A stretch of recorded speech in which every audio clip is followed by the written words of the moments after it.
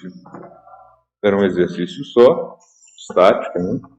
Ele coloca uma massa de 120 kg, sustentada, pendurada aí, 2 cabos, da esquerda e da direita, um formando 60 graus com o teto, outro formando 30 graus com o teto, e ele pede duas coisas: a tensão suportada por cada um dos cabos, lado esquerdo e lado direito, e depois para escrever o vetor tensão 1 e 2, seria aí a forma vetorial. Os pássaros estão se manifestando, dizendo que gostaram muito do exercício.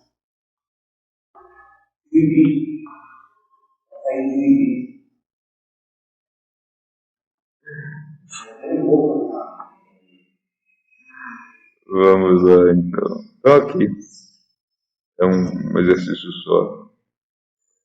A gente tem que a massa do objeto é de 120 kg.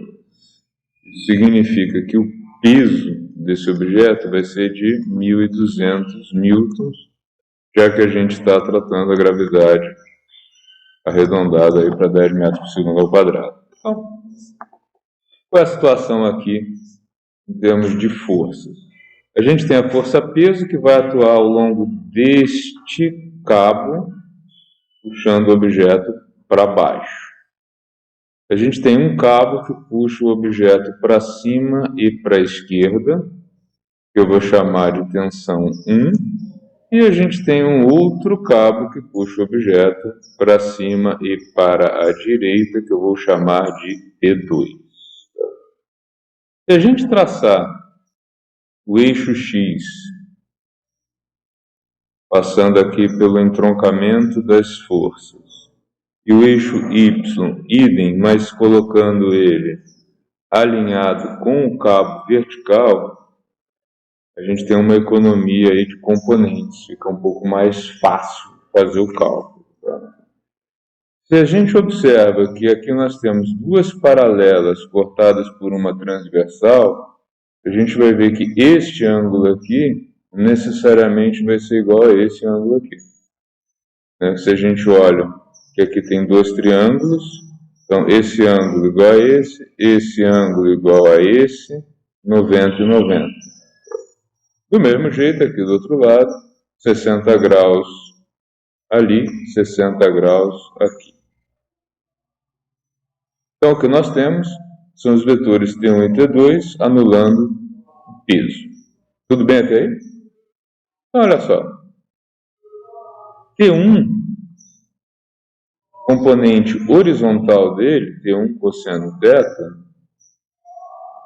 vai ter que anular que força? T2x, né, que é a componente da força T1 que puxa o entroncamento aqui do centro para a esquerda, e a única outra força que atua do centro para a direita é T2. Então T1 cosseno θ tem que ser igual a T2 cosseno φ. Nem preciso colocar θ e φ, né? Vamos colocar direto os valores dos ângulos que fica mais fácil. Então, repetindo, T1 cosseno de 60 graus tem que ser igual a T2 cosseno de 30 graus. Na vertical, T1 puxa o objeto para cima e T2 também. Então, as duas forças, componentes verticais, horizontalmente, verticais somadas, têm que anular o valor do peso. Então, aqui embaixo, T1, agora seno de 60 graus, somado ao T2 seno de 30 graus, tem que ser igual a 1.200. Então, nós temos duas equações e duas incógnitas. Né? T1 e T2 são as duas incógnitas, a gente pode resolver isso de algumas maneiras. A mais fácil delas é pela substituição. Né?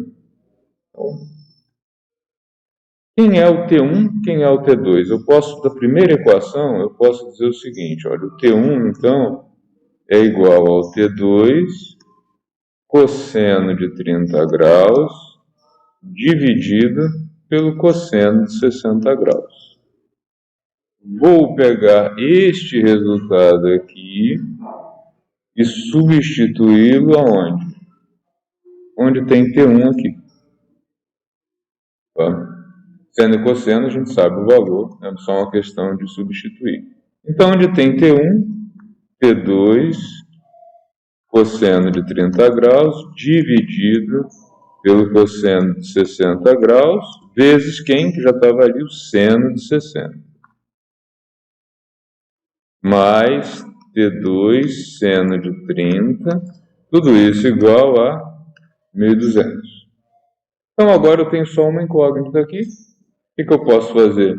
Eu posso isolar essa incógnita de um lado só da igualdade. Então, coloco T2 em evidência. T2 multiplica quem? Cosseno de 30. Ou eu posso multiplicar logo pela tangente de 60, né, já que eu tenho seno e cosseno, para ficar um pouco mais curto aqui. Mais seno de 30 graus. Tudo isso igual a 1.200. E aí, é só passar esse monstrinho para o denominador. E a gente vai ter então que T2 é igual a 1.200 dividido por cosseno de 30, tangente de 60, mais seno de 30, e o T1, a gente já tinha visto que é igual a T2 vezes cosseno de 30 sobre o cosseno de 60. Então agora é só rodar a manivela para a gente chegar nos valores de T1 e T2. Então vamos substituir os valores. Tanto faz se você usa a calculadora direto, isso faz manualmente, tá? O T2 é 1.200. Cosseno de 30 é o raiz de 3 sobre 2. Tangente de 60. Seno de 60 graus é raiz de 3 sobre 2. Cosseno de 60 graus é 1/2. E o seno de 30 graus é o 1/2. É o seno sobre o cosseno, que vai dar o raiz de 3, né? E aí a gente tem raiz de 3 vezes raiz. Bom, deixa eu seguir aqui, mais fácil. Raiz de 3 vezes raiz de 3 dá 3. 1/2 dividido por 1/2 fica 1/2, então aqui vai ser 3 meios mais 1/2. Então, 3 meios mais 1/2, isso aqui dá 4 meios, que é igual a 2, né? Então vai ser 1.200 dividido por 2, então T2 vai ser igual a 600 newtons. Eu não errei em conta. E o T1, 600 vezes, o cosseno de 30 é a raiz de 3 sobre 2, o cosseno de 60 é igual a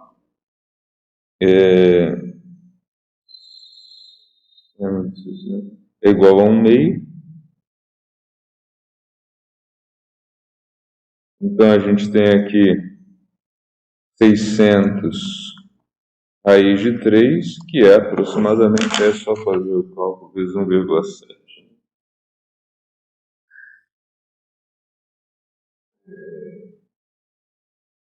Tem a calculadora.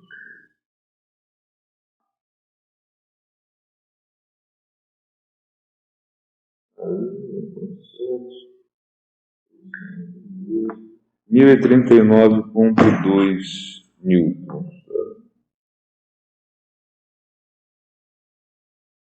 Legal. Então, isso daí é a resposta da letra A.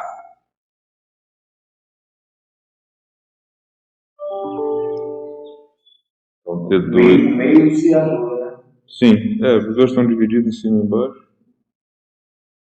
Então, a gente tem que ter o T2, 600 newtons, e T1, 1039,2 newtons. E aí ele pede, além disso, ele pede para colocar na forma vetorial, um e outro. Então vamos fazer isso. Tá? Porque aqui a gente tem só o quanto que o cabo tem que suportar de tensão, né? Mas a gente não tem a forma vetorial. Lembrando que os ângulos são, tá lá na figura, 60 graus e 30 graus, 60 graus por T1. Quem é o vetor T1? Vetor T1 vai ser menos 1039,2 cosseno de 60 graus e, menos porque ele aponta para a esquerda, né? Mais 1039,2 seno de 60 graus J, para cima. O T2 vai ser o 600 cosseno de 30 graus mais I, mais 600 seno de 30 graus mais J. Vamos ver se a resposta está correta. Para a resposta estar correta, essas duas coisas aqui têm que se anular, senão ele estaria andando para ter um deslocamento horizontal. E essas duas aqui somadas têm que dar o 1200, que é o peso que puxa, né, para baixo. Então, vamos rodar a manivela e fazer a conta só para a gente checar. Então, 1039 vezes o cosseno de 30 graus. Cosseno de 30 graus vai ser cosseno de 60. Cosseno de 60 é meio, né? Então, 1039,2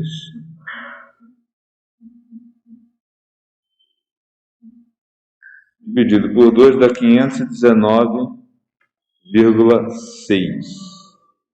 Então, menos 519,6.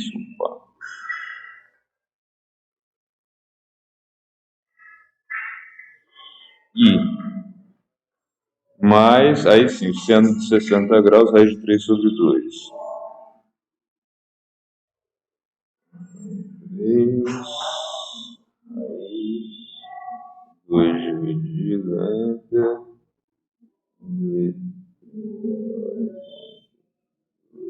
vezes 899,97, 900 J. E o T2, cosseno de 30 graus, raiz de 3 sobre 2. Então, 3 verte raiz, 2 90, 600 vezes 519,6, mais 519,6 e mais 600 vezes 130 graus, 300. Então, de fato, olha só, T1x com T2x, 0, e T1y com T2y, 1200, que anula o peso, né? Só para a gente lembrar, se a gente colocasse o peso na forma vetorial, o peso seria 0i menos 1200 J. Então a gente vê daqui que a soma, né, de T1 mais T2 mais peso dá 0 e por isso o objeto permanece estável. Ok? Fácil? Tranquilo? Só porque o senhor usou pegar aqui, Aqui? Esse aqui, ele aponta para baixo. Ele aponta para baixo. Se você voltar aqui na figura, T2 é positivo, positivo, o T1 é negativo, positivo, e o P é só negativo, é zero e negativo. Ele era um exercício só, estático, né? Ele coloca uma massa de 120 kg, sustentada, pendurada aí, dois cabos, da esquerda e da direita, um formando 60 graus com o teto, outro formando 30 graus com o teto, e ele pede duas coisas: a tensão suportada por cada um dos cabos, lado esquerdo e lado direito, e depois para escrever o vetor tensão 1 e 2, seria aí a forma vetorial. Os pássaros estão se manifestando, dizendo que gostaram muito do exercício.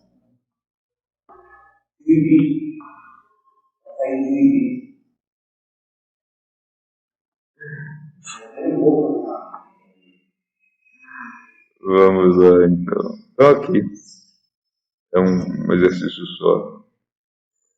A gente tem que a massa do objeto é de 120 kg. Isso significa que o peso desse objeto vai ser de 1.200 newtons, já que a gente está tratando a gravidade arredondada aí para 10 metros por segundo ao quadrado. Então, qual é a situação aqui em termos de forças? A gente tem a força-peso que vai atuar ao longo deste cabo, puxando o objeto para baixo. A gente tem um cabo que puxa o objeto para cima e para a esquerda, que eu vou chamar de tensão 1, e a gente tem um outro cabo que puxa o objeto para cima e para a direita, que eu vou chamar de T2. Se a gente traçar o eixo X,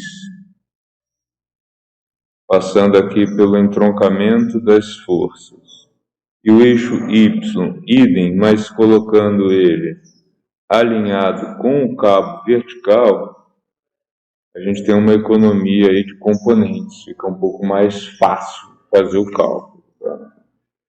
Se a gente observa que aqui nós temos duas paralelas cortadas por uma transversal, a gente vai ver que este ângulo aqui necessariamente vai ser igual a esse ângulo aqui. Né? Se a gente olha que aqui tem dois triângulos, então esse ângulo igual a esse ângulo igual a esse, 90 e 90. Do mesmo jeito aqui do outro lado, 60 graus ali, 60 graus aqui. Então o que nós temos são os vetores T1 e T2 anulando o peso. Tudo bem até aí? Então olha só. T1, componente horizontal dele, T1 cosseno θ,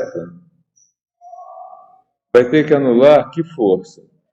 T2x, né, que é a componente da força T1 que puxa o entroncamento aqui do centro para a esquerda, e a única outra força que atua do centro para a direita é T2. Então T1 cosseno θ tem que ser igual a T2 cosseno φ. Nem preciso colocar θ e φ, né? Vamos colocar direto os valores dos ângulos que fica mais fácil. Então, repetindo, T1 cosseno de 60 graus tem que ser igual a T2 cosseno de 30 graus. Na vertical, T1 puxa o objeto para cima e T2 também. Então, as duas forças, componentes verticais, horizontalmente, verticais somadas, têm que anular o valor do peso. Então, aqui embaixo, T1, agora seno de 60 graus, somado ao T2, seno de 30 graus, tem que ser igual a 1.200. Então, nós temos duas equações e duas incógnitas. Né? T1 e T2 são as duas incógnitas, a gente pode resolver isso de algumas maneiras. A mais fácil delas é pela substituição. Né?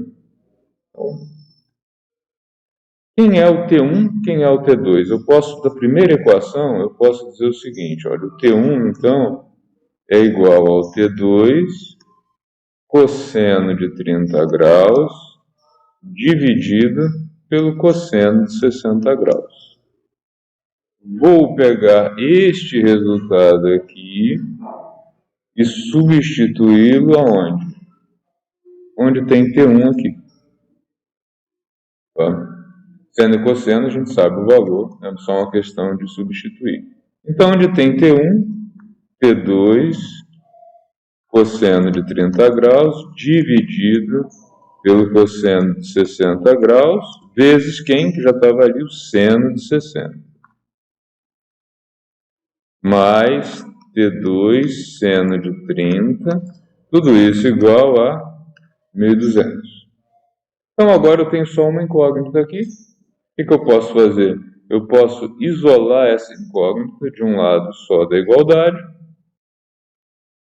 Então coloco T2 em evidência. T2 multiplica quem?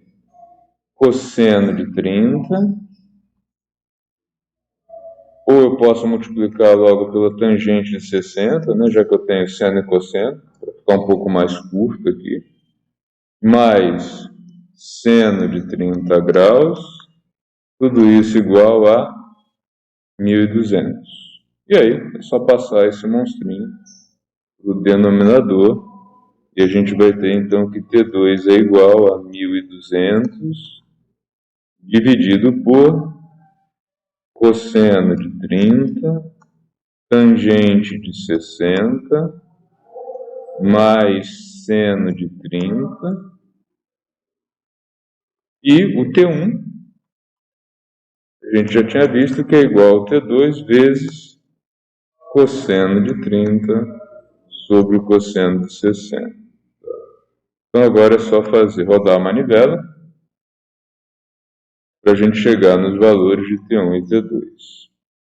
Então vamos substituir os valores. Tanto faz se você usa a calculadora direto, isso faz manualmente, tá?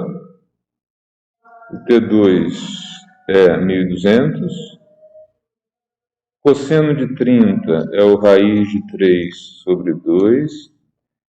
Tangente de 60. Seno de 60 graus é raiz de 3 sobre 2. Cosseno de 60 graus é 1 meio. E o seno de 30 graus é o 1 meio. É o seno sobre o cosseno, que vai dar o raiz de 3, né? E aí a gente tem raiz de 3 vezes raiz. Bom, deixa eu seguir aqui, mais fácil. Raiz de 3 vezes raiz de 3 dá 3. 1 meio dividido por 1 meio fica 1 meio, então aqui vai ser 3 meios mais 1 meio. Então, 3 meios mais 1 meio, isso aqui dá 4 meios, que é igual a 2, né? Então vai ser 1.200 dividido por 2, então T2 vai ser igual a 600 newtons. Eu não errei em conta. E o T1, 600 vezes, o cosseno de 30 é a raiz de 3 sobre 2, o cosseno de 60 é igual a é igual a 1 meio. Então a gente tem aqui 600 raiz de 3, que é aproximadamente, é só fazer o cálculo vezes 1,7.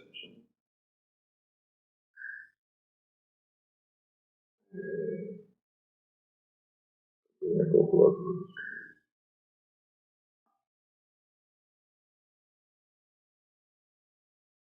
Aí, 1039,2 newtons. Legal. Então, isso daí é a resposta da letra A.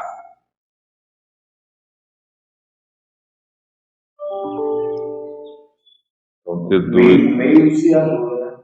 Sim, os dois estão divididos em cima e embaixo. Então a gente tem que ter T2 600 newtons e T1 1039,2 newtons. E aí ele pede, além disso, ele pede para colocar na forma vetorial, um e outro. Então vamos fazer isso. Tá? Porque aqui a gente tem só o quanto que o cabo tem que suportar de tensão, né? Mas a gente não tem a forma vetorial.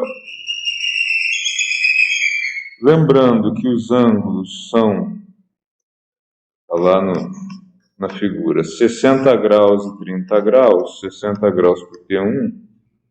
Quem é o vetor T1? Vetor T1 vai ser menos 1039,2 cosseno de 60 graus e, menos porque ele aponta para a esquerda, né?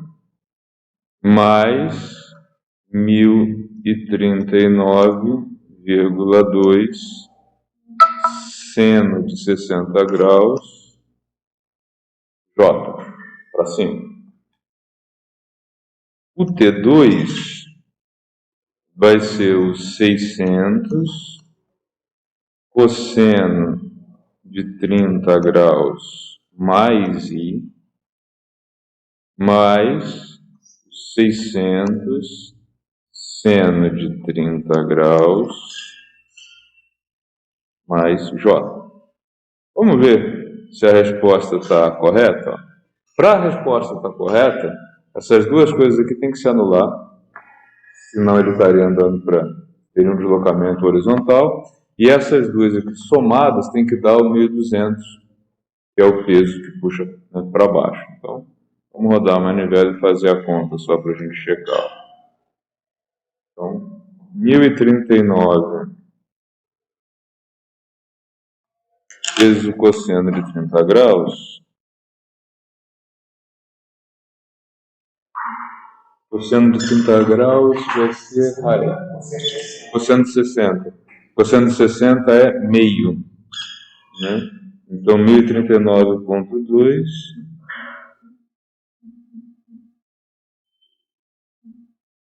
dividido por 2 dá 519,6. Então, menos 519,6.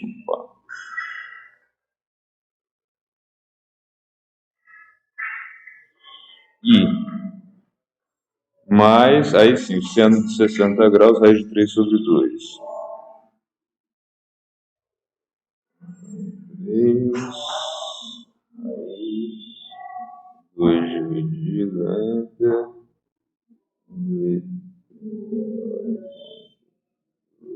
3, 899,97. 900. J. E o T2, cosseno de 30 graus, raiz de 3 sobre 2. Então, 3 verte raiz, 2 90, 600 vezes 519,6, mais 519,6 e mais 600 vezes 130 graus, 300. Então, de fato, olha só, T1x com T2x, 0, e T1y com T2y, 1.200, que anula o peso, né? Só para a gente lembrar, se a gente colocasse o peso na forma vetorial, o peso seria 0i menos 1.200 J. Então a gente vê daqui que a soma, né, de T1 mais T2 mais peso dá 0 e por isso o objeto permanece estável. Ok? Fácil? Tranquilo? Só porque o senhor usou o pedaço aqui, né? Aqui? Para baixo. Esse aqui, ele aponta para baixo, né? Aqui aponta para baixo. Ele aponta para baixo. Se você voltar aqui na figura, o T2 é positivo, positivo, o T1 é negativo, positivo, e o P é só negativo, é zero e negativo. Beleza? Já vou salvar isso para a gravação. Então, dando prosseguimento aí, a primeira lei de Newton, estática, vamos trabalhar com as forças de atrito, estudar as forças de atrito. Atrito é uma força fácil de trabalhar? Não. Cara, complicadíssimo. Inclusive, do ponto de vista matemático, atrito é muito complicado, motivo pelo qual a gente vai trabalhar com a força de atrito, eu rabiscando não deveria, tudo bem. A gente vai trabalhar matematicamente com um tipo só de força de atrito, que é a força entre sólidos, porque é a única que dá para a gente tratar ela matematicamente com um ferramental que a gente tem aqui na graduação. Mas existe o atrito entre dois objetos sólidos, existe o atrito entre um objeto sólido e um fluido, e entre fluidos, que é o mais complicado de todos. Esse aqui é tratável, esse aqui já é bem complicadinho, esse aqui é muito complicado matematicamente lidar com ele.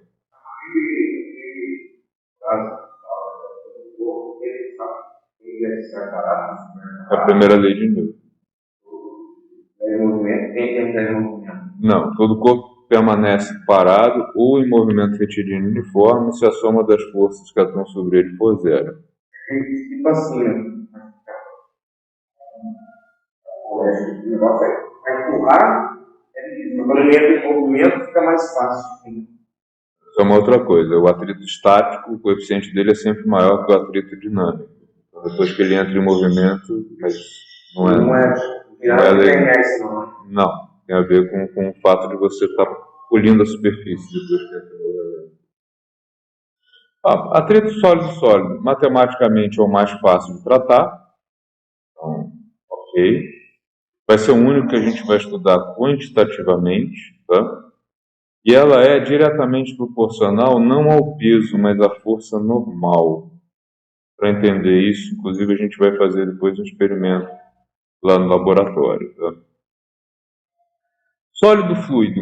Fluido é tudo aquilo que pode fluir. Então, é uma definição técnica bem mais genérica, porque o ar, gases são fluidos, assim como os líquidos, porque fluem. Então, tudo aquilo que flui. Tá? Então, a gente tem sólido fluido? Um monte, né? Exemplo, carro e o ar, barco e a água, aí por aí vai. Então, tudo que tiver um fluido contra um sólido entra nesse tipo de atrito aqui. Queda d'água, água com... A queda d'água é mais complicada, porque a queda d'água você vai ter fluido com sólido na base e fluido com fluido em cima, porque você tem o líquido e o ar. Aí você vai ter os dois vão impactar. Uma queda d'água. Você tem tanto o atrito da água com o fundo do córrego. O aduzo de elétrico é acidental. Sim, mas você ainda assim tem o ar. Né? Então você tem os dois atritos. Você tem o sólido com o fluido, da água com a base e da água com o ar. Por isso é mais complicado de estudar. Que é o mais difícil de todos, que é o fluido-fluido. Por exemplo, corrente marinha é fluido-fluido, porque é água dentro d'água. Né? Diferença de temperatura, etc. As correntes de ar. Então, boa parte da dificuldade em fazer previsão do tempo vem também da dificuldade de conseguir fazer alguma previsão matemática em cima de fluido com fluido. Não é fácil, não é trivial, bem complexo. Fluido, os dois escoam.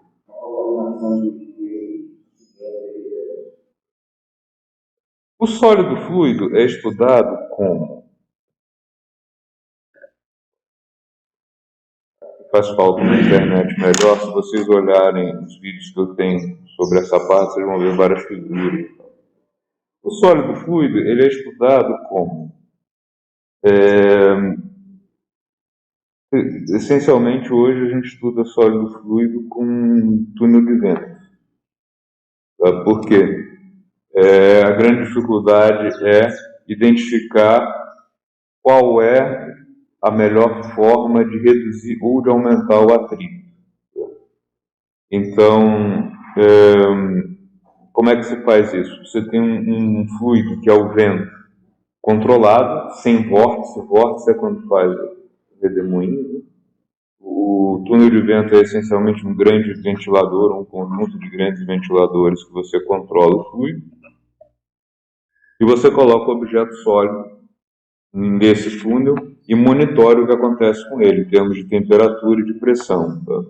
Se vocês derem uma olhada lá nos vídeos que eu postei no YouTube, aqui eu não sei se eu vou conseguir acessar, mas vamos lá. Túnel de vento pode custar desde alguns... não vou conseguir. Desde alguns milhares de reais, 1 milhão mais ou menos, até muitos milhões de reais. Lá no YouTube vocês vão ver umas... A gente tem túnel de vento de um tamanho pequeno que você coloca um protótipo, por exemplo, de um avião. Uma coisa de meio metro, 1 metro. Mas você tem os túneis de vento onde você coloca o carro e o caminhão real para fazer o teste. Né? E se a gente observar o que a indústria tem feito ultimamente com os automóveis, é sempre uma tentativa de usar a força de atrito a favor, né, do movimento. Então, vamos pensar no típico carro feito para andar, os fora estrada, né, os picapes, etc. Os desenhos são horrorosos. Isso é comentário. O que acontece com esse tipo de carro? Eles têm uma altura grande em relação ao piso. Isso vai fazer com que tenha um volume grande de ar que vai entrar aqui. Esse ar que vai passar por aqui, ele vai pressionar esse automóvel para cima. O que isso vai fazer? À medida em que a velocidade aumenta, isso aqui vai dar mais e mais instabilidade nesse automóvel, porque ele vai reduzir o atrito do pneu com o solo. Os modelos mais antigos eram quadradões, e isso fazia com que eles fossem verdadeiras barreiras contra a passagem do ar, que tornava o veículo bem pior. Hoje eles já são arredondados. Inclusive os caminhões, eles colocaram umas peças de fibra para fazer o quê? Com que o vento passe. Mas mesmo assim, não são bons objetos para circular em alta velocidade. Ao contrário, carro esporte. O carro esporte, ele é feito para andar em alta velocidade. Ele tem um espaço muito, muito pequeno. Você pegar o carro de Fórmula 1, então, ele praticamente não tem mais espaço abaixo dele. E eles têm ainda uns dutos para guiar a passagem do ar, evitando que o ar passe por debaixo do carro. E ainda, eles têm o aerofólio traseiro, que tem como função captar o ar e pressionar o carro para baixo. Ou seja, ele vai a alta velocidade, sem ar levantando ele por baixo e com o ar que passa por cima pressionando ele para baixo, aumentando o atrito, ou seja, ele ganha em performance. Então, são dois extremos assim, para a gente ver. E como é que tudo isso é estudado? O atrito ele causa uma transformação de energia cinética em calor. Então, como é que você estuda? No túnel de vento você coloca os sensores para identificar os pontos de aquecimento. Tá? Inclusive as roupas para atividade esportiva, de alto, claro que não é gente, né? Mas os atletas de ponta, né? Natação, corrida, eles correm ou nadam contra o vento, no túnel de vento, para serem identificados os pontos de atrito e serem colocados, por exemplo, aquela simulação de escamas de tubarão na roupa da natação, que é para o ar passar, né? Não atritar. Então são os 3 tipos de atrito aí que a gente conhece. E o fluido é um inferno para conseguir fazer cálculo com ele. Ele é mais complexo ainda porque a gente tem toda a questão da variação de temperatura, variação de pressão, etc., que torna bastante complexo para estudar. A gente vai tratar, por enquanto, força de atrito, tática, sólido-sólido. Primeiro passo, eu preciso convencer vocês de que o atrito não depende do piso, mas sim da normal. Como é que eu vou fazer para convencê-los? Se eu tenho um objeto apoiado em cima da mesa, peso, terra puxa ele para baixo, a base empurra ele para cima, com a força normal, as duas se anulam e pronto. Quando eu começo a inclinar essa mesa, eu percebo que, aqui nessa outra figura, se a gente tenta empurrar o objeto e a força de atrito é suficiente para manter o objeto parado, isso significa que a força aplicada é igual à força de atrito. O que a gente nota, que é o que o Zé mencionou, é que assim, eu faço uma força, não entra em movimento. Aumento a força, nada. Aumenta um pouco mais, entra em movimento. Isso significa que existe um limite superior para a força de atrito. E esse limite vai depender de vários fatores. Essencialmente, o tipo de material e a força normal que atua sobre ele. Ah, mas se for mais pesado, não aumenta?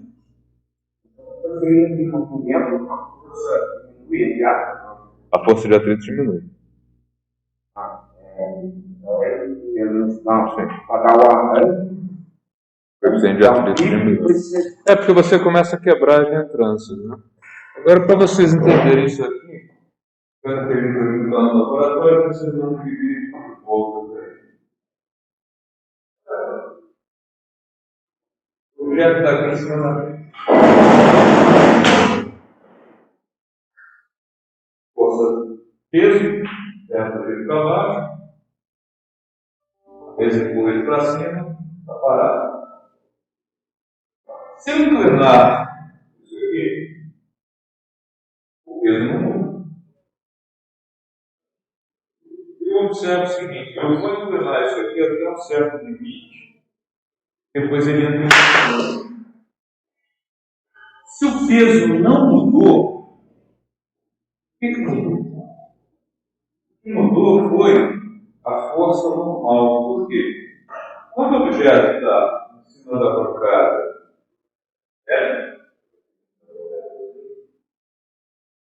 eu vou observar que todo o peso está apoiado em cima da bancada. Quando eu começo a inclinar o objeto, o que vai acontecer é que eu posso dividir o peso é um pouco para baixo. Mas agora, o peso dele, uma parte tem que arrastá-lo para lá e outra parte pressiona a bancada.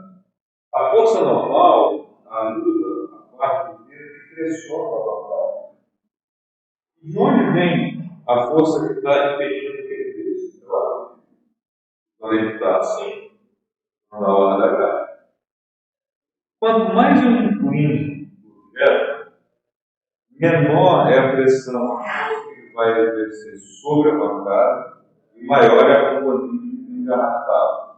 Por isso que subir uma rampa, quanto mais gradual, fica mais difícil. Tá? E o atrito, em um certo ponto, não vai ser mais suficiente para manter o objeto parado. Para vocês verem que o atrito depende da força normal, se eu virar o objeto, eu não dou. Mas eu não tenho contato agora. O plástico é bem mais liso e essa superfície do Vocês vão notar que precisa de um ângulo consideravelmente menor para ele atuar em movimento. Entender isso? Olhando para cá, olha só.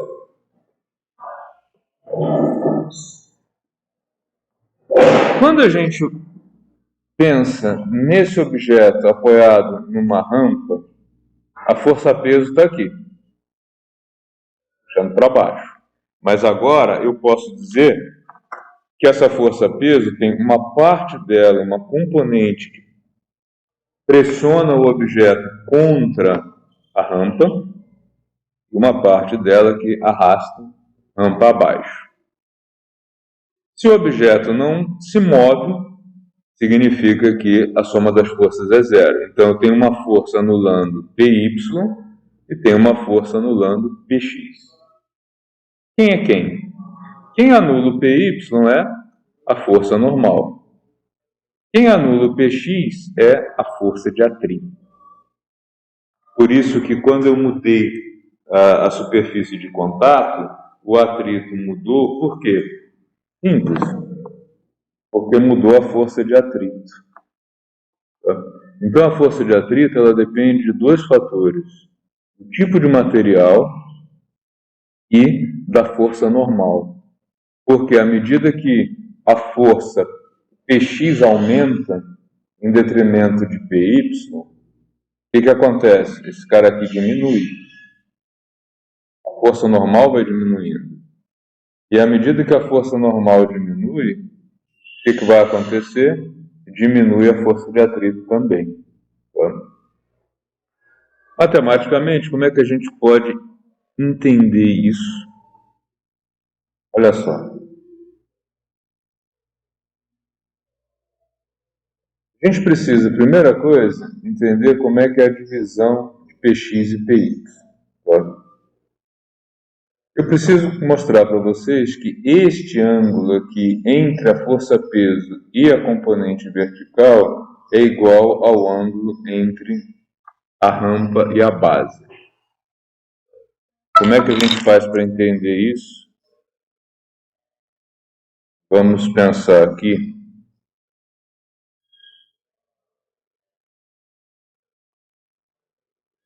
Como ver isso?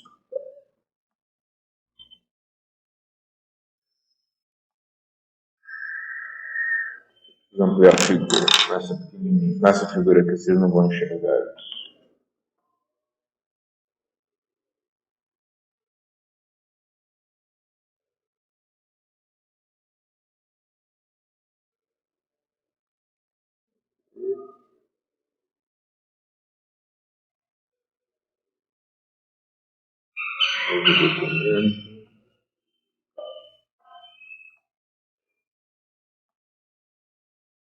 Vamos pensar agora no seguinte: se eu tenho aqui a rampa,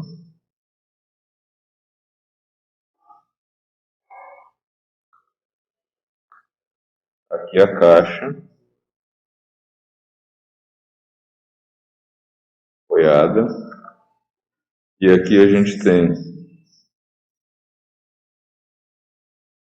Px,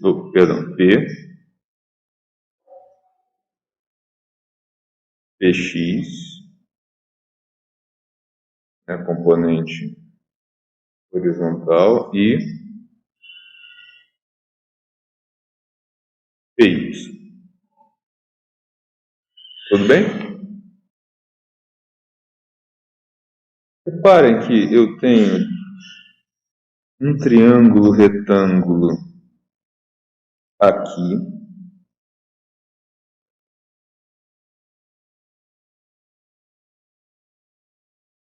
Todo mundo consegue ver? Por que ele é retângulo? Porque aqui tem 90 graus. Tá? Eu vou chamar esse ângulo aqui, que é o ângulo da rampa de θ, e esse ângulo aqui eu vou chamar de φ. Reparem que aqui, bem pequenininho, eu tenho um outro triângulo retângulo. Esse ângulo aqui é φ, não é? Porque é um x. esse ângulo daqui é retângulo, como esse. Então, esse ângulo daqui, que é o mesmo que esse daqui, é igual ao θ. Então, o ângulo entre PY e P e a rampa são iguais. Tá? Convencidos? Por isso que a gente vai trabalhar com o seguinte, ó. Quem é o ângulo, quem é a componente PY? É a componente que está ao lado do ângulo. Então, aqui, PY é o P cosseno do ângulo de inclinação. E o PX é o oposto. Vai ser o P seno de θ. É inverso àquela distribuição que a gente tinha usado antes. Tá? Voltando lá para o slide, ó. Aqui nós vamos ter que o Px é igual ao P seno de θ, o Py é o P cosseno de θ. E o que a gente tem do outro lado? Nós temos a força normal, que ela precisa anular quem? O Py. E nós temos a força de atrito, que tem que anular o Px até o limite em que o objeto permanece estático. Tá? Vamos considerar esse limite. Nós temos então, ó, que Px é o P vezes o seno de θ, é igual à força de atrito. E nós temos que o Py, que é o P cosseno de θ, é igual à força normal. Tá? Então, eu posso tirar daqui a seguinte informação. Seno de θ sobre cosseno de θ, que é a tangente de θ, é igual à força de atrito dividido pela força normal. Nós vamos usar um modelo matemático, que a gente vai, inclusive, verificar no laboratório, de que a força normal é igual a um coeficiente é um número puro, tá? Vezes a força normal. Isso nos dá uma maneira de medir o coeficiente de atrito entre duas partes, que é bastante simples. Que é o seguinte, eu coloco um objeto na superfície e vario esse ângulo. Eu vou até o limite máximo em que esse objeto fica estático. Ou seja, se eu aumentar em 0,1 grau, ele vai descer. O coeficiente de atrito é igual à tangente deste ângulo. Então é assim que você pode fazer estática. Você vai trabalhar com o coeficiente de atrito. Você pode medir o coeficiente de atrito. Qual é o coeficiente de atrito entre borracha, por exemplo, e asfalto? Qual é o coeficiente de atrito entre madeira e metal? Tá? Sempre feito assim aos pares, para a gente poder ter aí como fazer a medida. Para vocês terem uma noção desses valores, né? Em outras situações, a gente quer, na verdade, reduzir o atrito. Como é que você reduz o atrito? Uma das maneiras, quando você tem superfícies metálicas, é colocar lubrificante, que é o que você não quer que tenha no asfalto. A água, ela cria uma camada de lubrificante entre a roda do carro e o asfalto. E já dentro de uma máquina, você quer que tenha lubrificante para evitar o quê? Porque quando você atrita dois metais, por exemplo, você começa a ter um desgaste entre eles, você tem um aquecimento, tem uma série de problemas. Então você coloca o óleo, porque daí as peças elas não vão se tocar. Elas vão, na verdade, pressionar uma camada de óleo lá entre elas. E aí a especificação do óleo passa a ser uma coisa importante. Por exemplo, por que é que no óleo de carro tem dois valores?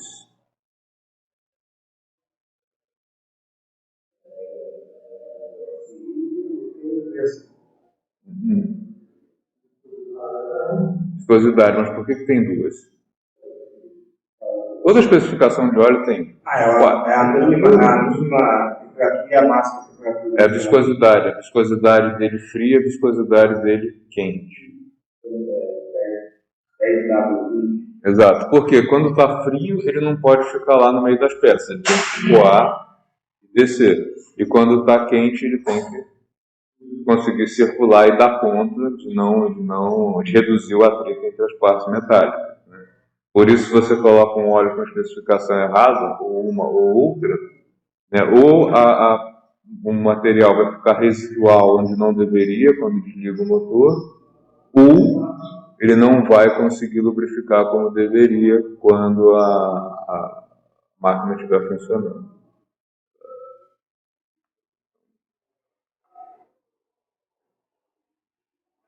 Vamos pegar então um exemplo aqui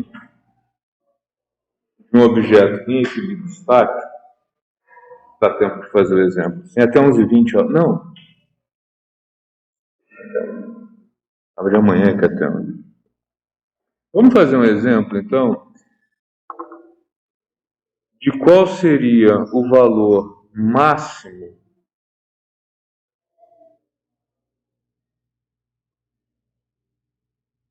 Aliás, sabendo, tá. O que é dado aqui no enunciado? 60 kg, que é a massa que está apoiada na superfície. 0,2, não apareceu direito ali, é o coeficiente de atrito. Tá? E ele quer saber o seguinte: qual é o valor da massa M minúsculo? O Excel jogou tudo para maiúsculo ali.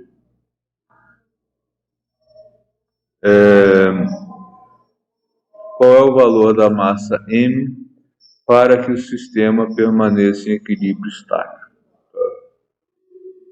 Perdão, não adendo.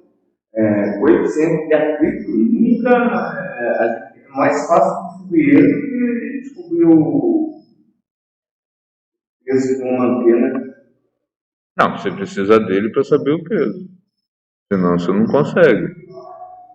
Ou então você vai ter que ser empírico e colocando o peso para saber o valor. E aí você vai chegar no valor do coeficiente. Um exemplo real, eu não sei qual que é o coeficiente da parte de um lado do apagador do outro. Eu acabei de mostrar. Deduzir pelo ângulo. Não, tá aqui pelo ângulo. Você coloca ele numa rampa, leva até o ângulo máximo, tangente desse ângulo é o coeficiente de atrito. Tá aqui. Não, mas na prática você nunca vai conseguir ter o.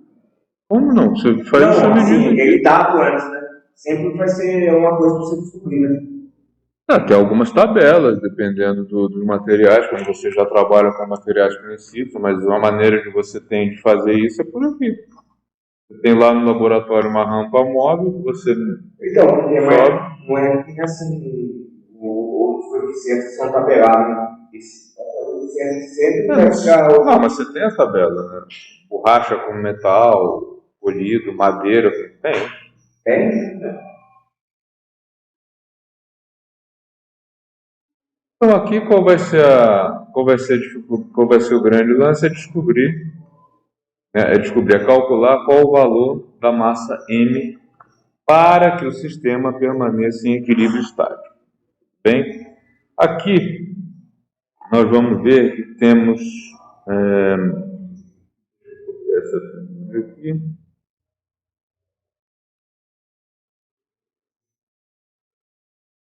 Para a gente poder fazer cálculos lá na lousa.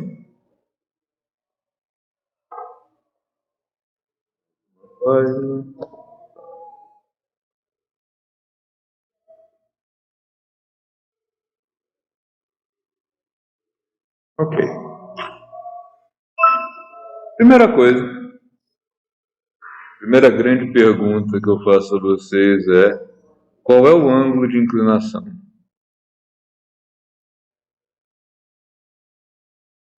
Quanto vale esse ângulo aqui?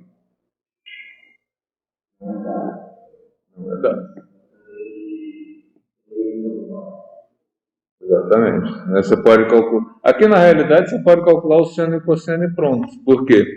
Que triângulo é esse? Você tem aqui um triângulo bem conhecido, né? 4 metros, 3 metros, e quem é a hipotenusa? 5. Essa é o 3 ao quadrado mais 4 ao quadrado, aí. Então, quem é o seno do ângulo θ? O seno é 3/5, ou, se preferirem, 0,6. E o cosseno θ, cateto adjacente sobre a hipotenusa, é o 4/5, ou 0,8. Tá? Na realidade, na prática, medir ângulo é muito chato, muito impreciso. Se você tem as distâncias, é muito mais fácil. Você mede comprimento e altura, você vai ter o ângulo, tá? Agora, a gente vai calcular usando o seguinte, ó. Vamos colocar as forças na figura. Eu tenho aqui peso do objeto, que vai ser dividido em componente y, py, e componente px.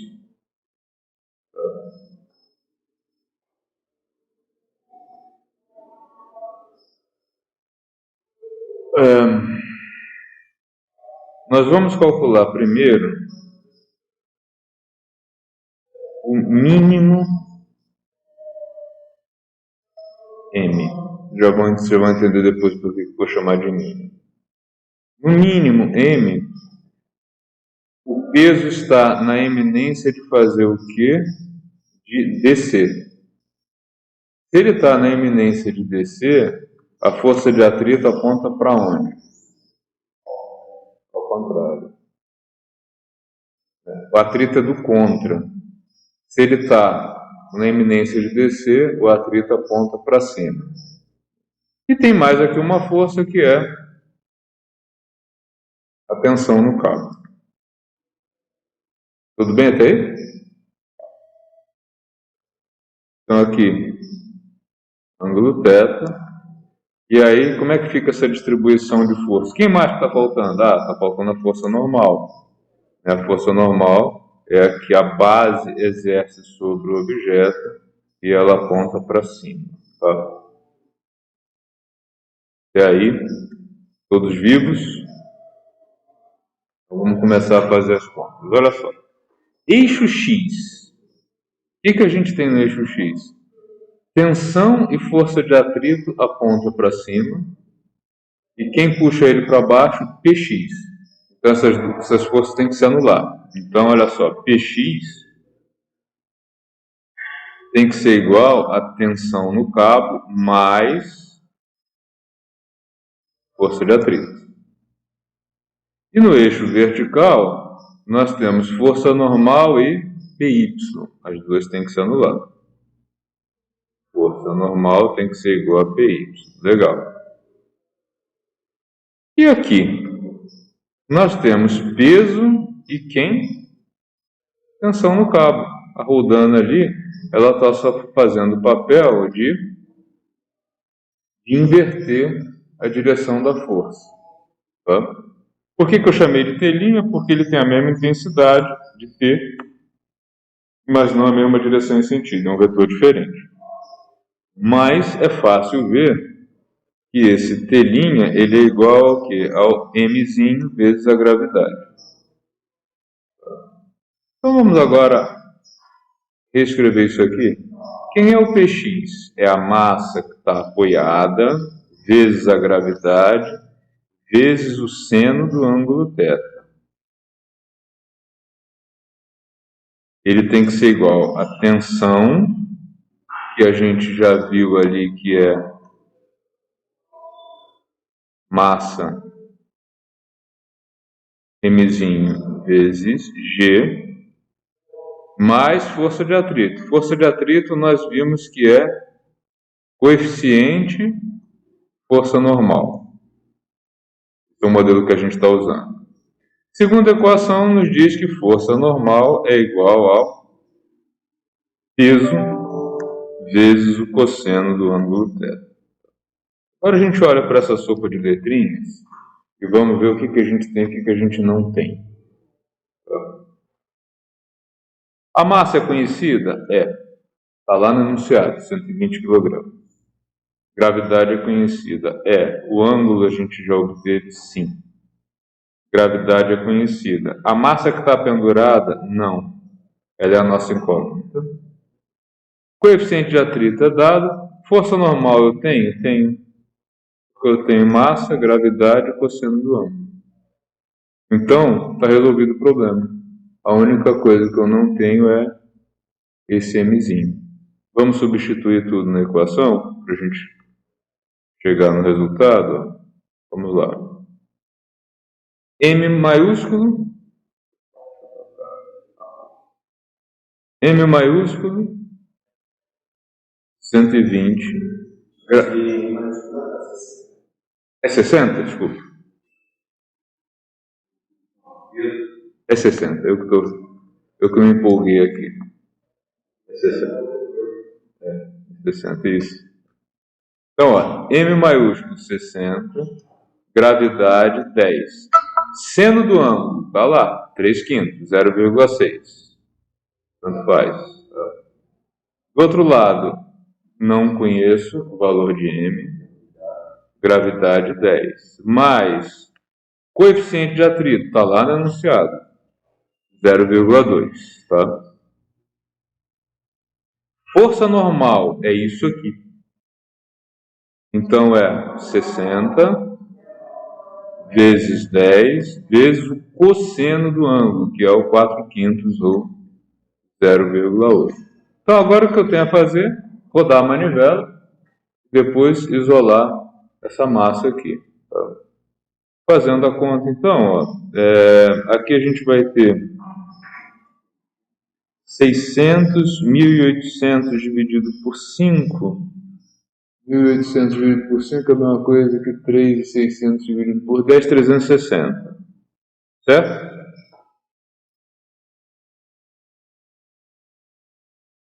Igual a 10 vezes m, mais, aqui a gente vai ter 600, 2.400 dividido por 5, é a mesma coisa que 480 por 10,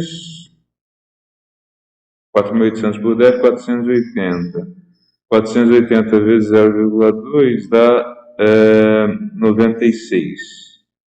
Por favor, vejam se eu não errei.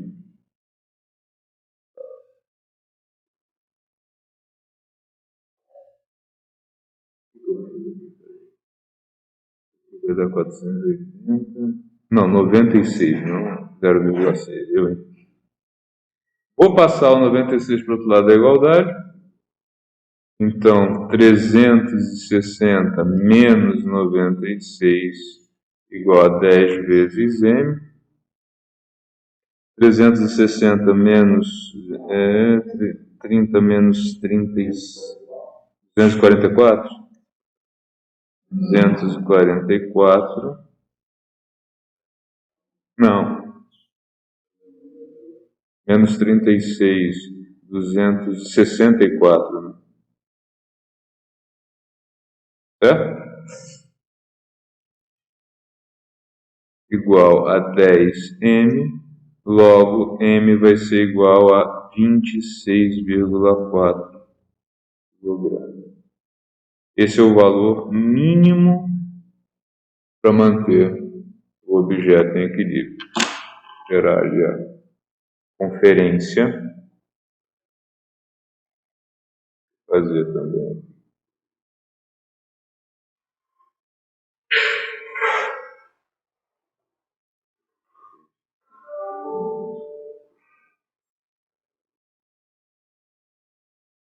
Já tem um valor máximo.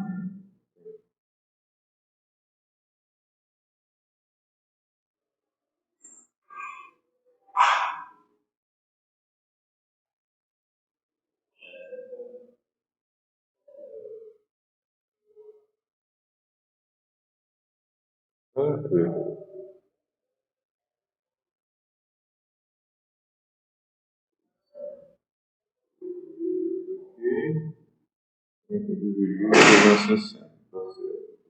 R$96, tá certo?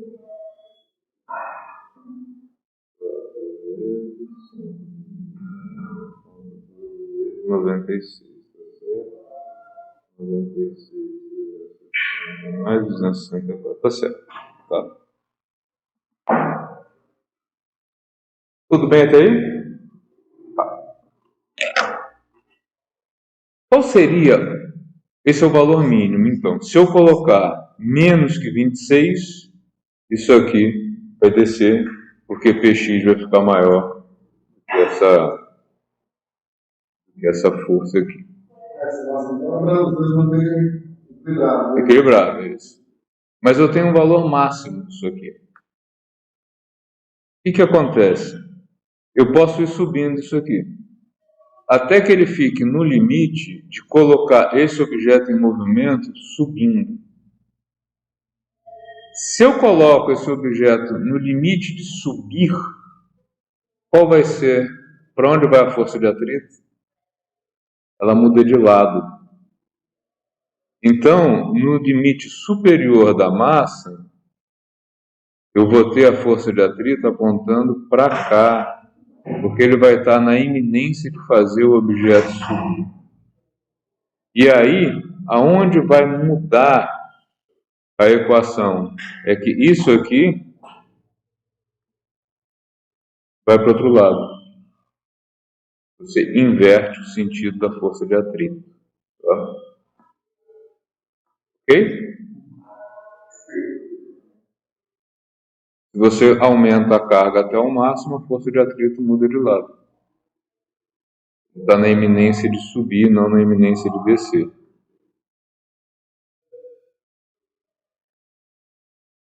Esse cálculo calculou a iminência?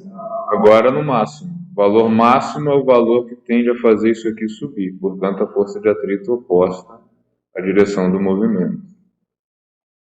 E aí, como é que vai ficar isso aqui? A gente vai ter uma alteração aqui que é a seguinte agora. A gente tem mg seno de θ mais mi força normal desse lado da igualdade igual a mzinho g. Passei isso para o outro lado da igualdade. Força normal continua sendo mzão g cosseno θ. E agora a gente substitui os valores para chegar no valor máximo do contrapeso. Tá? Então aqui 60, 10, seno de θ é o 3/5, coeficiente de atrito 0,2, força normal 60, 10, 4/5, continua sendo o mesmo, tá?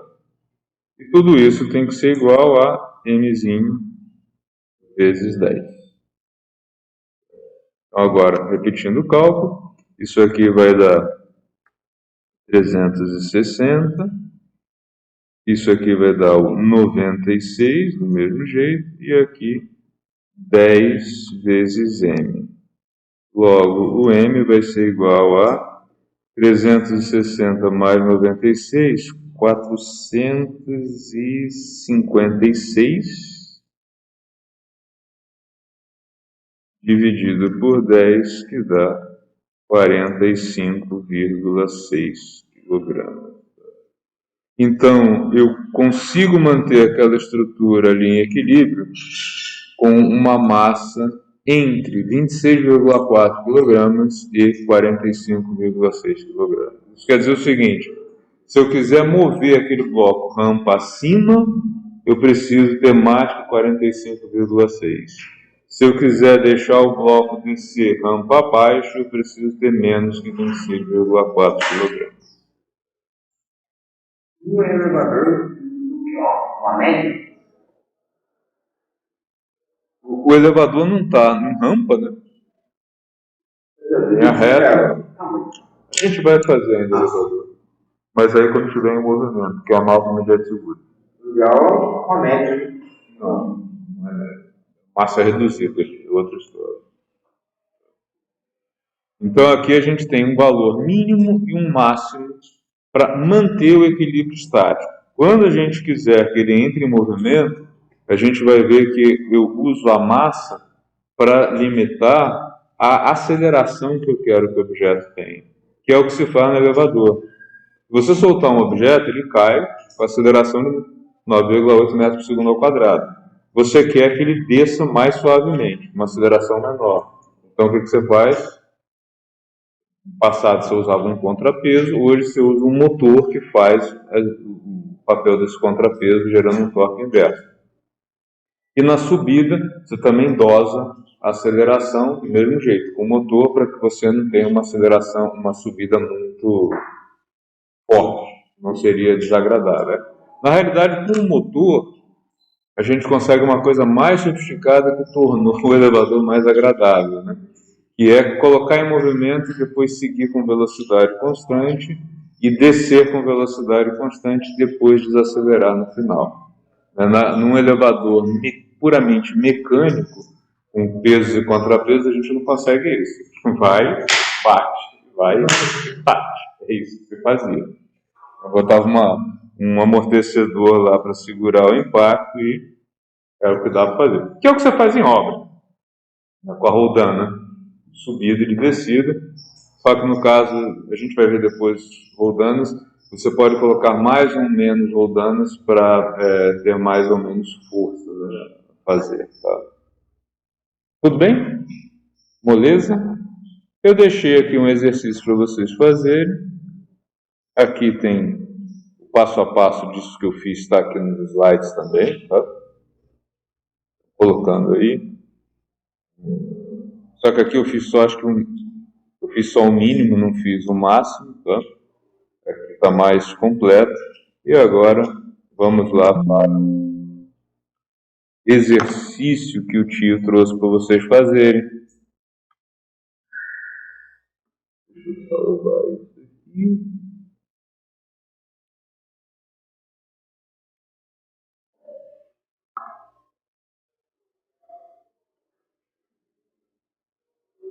Depois conseguir também.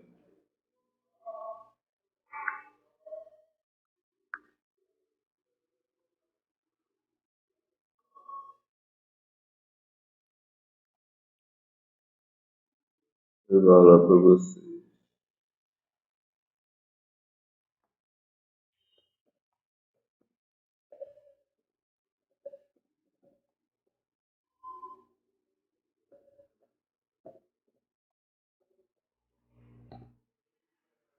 Para, né? Para a gravação também.